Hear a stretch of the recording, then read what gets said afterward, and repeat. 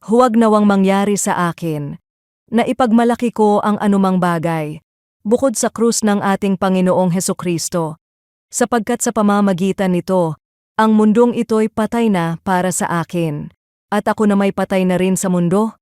Hindi mahalaga kung tuliman o hindi ang isang tao, ang mahalaga ay kung siya ay bago ng nilalang. Si Karen ay taong hinahangaan ng marami. Nagtapos siya ng kolehiyo ng may mataas na karangalan. May maayos siyang trabaho. At sa social media, puno ng litrato ang buhay niya, na parang laging maayos at perpekto ang takbo ng kanyang buhay. Madalas sabihin ng mga kaibigan niya, "Ang galing mo, sana ganyan din buhay ko. Sana all." Pero sa loob-loob ni Karen, may kulang pa rin.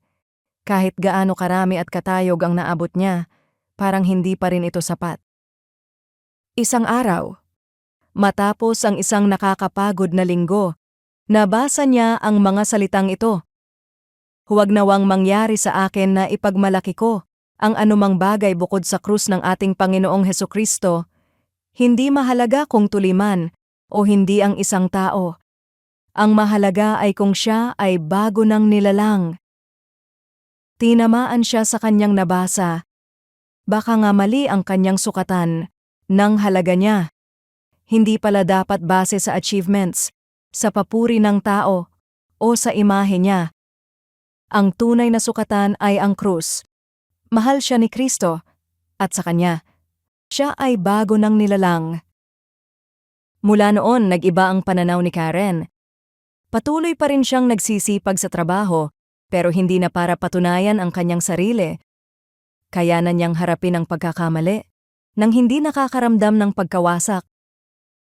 Kasi alam niya hindi nakatali ang pagkatao niya sa kanyang resume.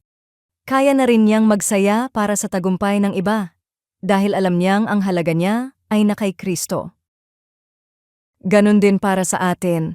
Sa mundo kung saan sinusukat ang tao, base sa posisyon, pag-aari, o kasikatan nito, may ibang tinig na bumubulong mula sa Ebanghelyo. Hindi iyan ang batayan. Ang halaga mo ay nasa ginawa ni Kristo. Ikaw ay bago ng nilalang. Saang bahagi ng buhay mo na madalas ka nadadala na ibase ang halaga mo sa performance o sa imahe mo?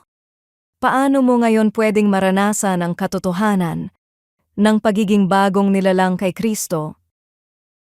Panginoon, salamat dahil ang halaga ko ay hindi nakadepende sa mga nagagawa ko, kundi sa kung sino ako sa iyo. Turuan mo akong mabuhay nang may kumpiyansa bilang iyong bagong nilalang, binigyang halaga ng krus, hindi ng pamantayan ng mundo. Sa pangalan ni Jesus. Amen.